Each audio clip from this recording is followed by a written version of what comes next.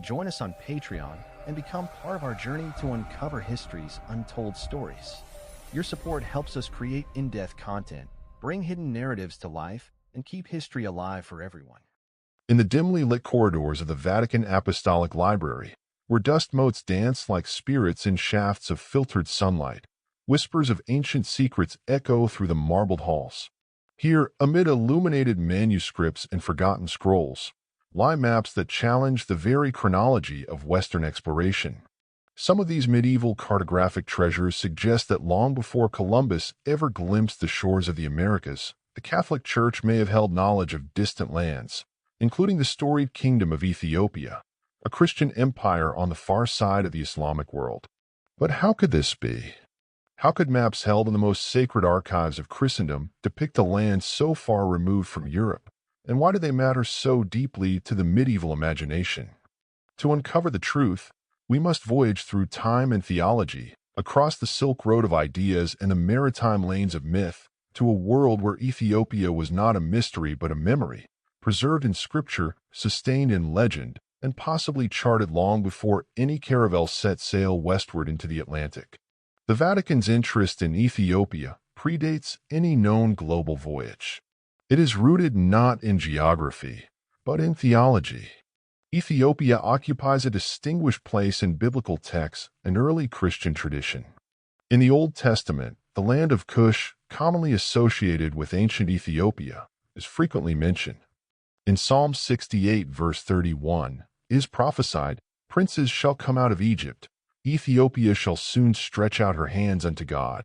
This association deepened with the New Testament story of the Ethiopian eunuch, Acts 8, verses 26 to 40, a court official of the Candace, Queen of Ethiopia, who encounters the Apostle Philip and becomes one of the first African converts to Christianity. This narrative, widely revered in early Christendom, helps cement the image of Ethiopia as an ancient Christian land, isolated, yet spiritually united with the broader church. These stories weren't treated as mere allegory. By the early Middle Ages, they had informed an ideological cartography, mental maps, if not physical ones, among clerics and missionaries who believed in a universal church encompassing known and imagined lands. In this context, Ethiopia was less a distant periphery and more a sibling realm, hidden across deserts and seas. Before the voyages of the Age of Discovery, maps were theological statements as much as geographical tools. The Vatican possessed a wealth of these mappa mundi, medieval maps of the world that placed Jerusalem at the center and the east, the direction of Eden, at the top. One of the most famous, the Hereford Mappa Mundi circa 1300, while not Vatican-owned, exemplifies this genre and includes Ethiopia, depicted with exotic peoples, sometimes with exaggerated or fantastical attributes. These maps were not scientific, but they reflected real-world knowledge merged with classical, biblical, and sometimes apocryphal sources. Among these early documents were also more technical works, influenced by the revival of Greek science in the Renaissance of the 12th century.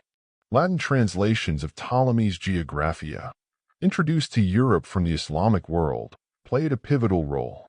These geographical treatises, eventually housed in Vatican archives, offered more precise knowledge of Africa and the Indian Ocean, derived from earlier Greek and Arab sources. It is through these documents that we see an evolving, albeit imperfect, image of Ethiopia. One intriguing example is the 1459 world map by Fermaro, a Camaldolese monk whose work was heavily influenced by travelers and sailors. Although not a Vatican production per se, his sources included missionaries, such as Niccolò de Conti, who had traveled to the east and likely passed through church-sanctioned channels. Ethiopia appears on Fermaro's map as a Christian empire south of Egypt, suggesting the West's awareness of Prester John, a legendary Christian monarch believed to reside in the East or Africa.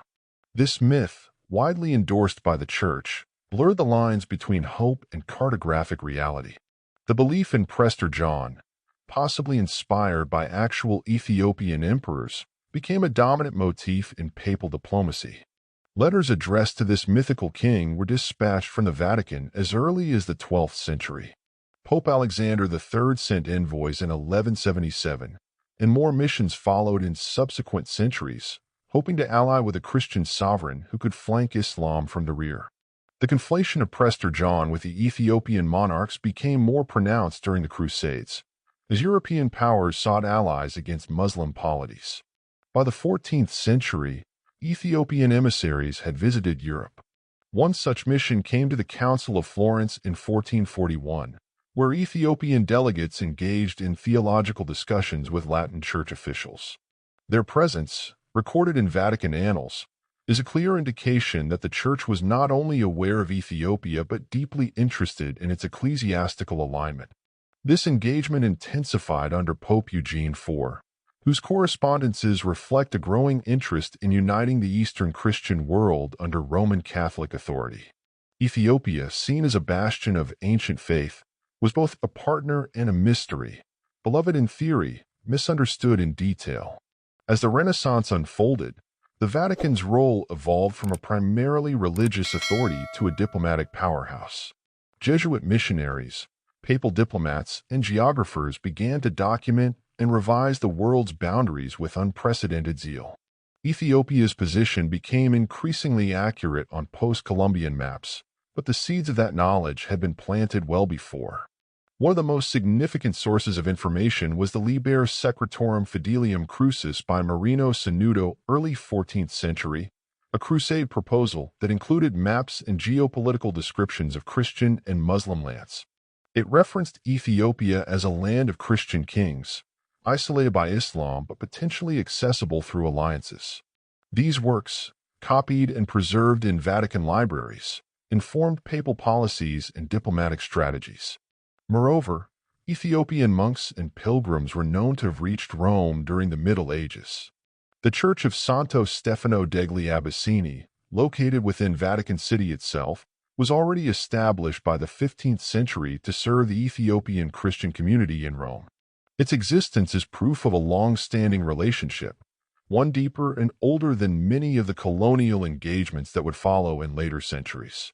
So, did the Vatican possess secret maps of Ethiopia before Columbus sailed west? The answer is not a simple yes or no.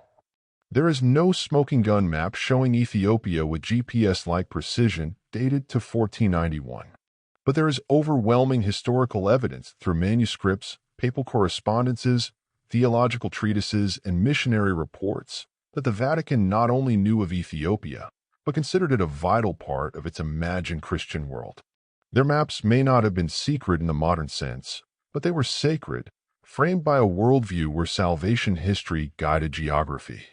Ethiopia, in the eyes of medieval popes and monks, was not just a place on the periphery of Africa. It was a spiritual cousin, a kingdom of ancient faith whose place on the map mattered deeply to Christendom. In this way, the Vatican's secret was not ignorance but reverence of a land remembered in Scripture, pursued in legend, and ultimately recognized as a living part of the global Christian mosaic long before the sails of Columbus appeared on the Atlantic horizon.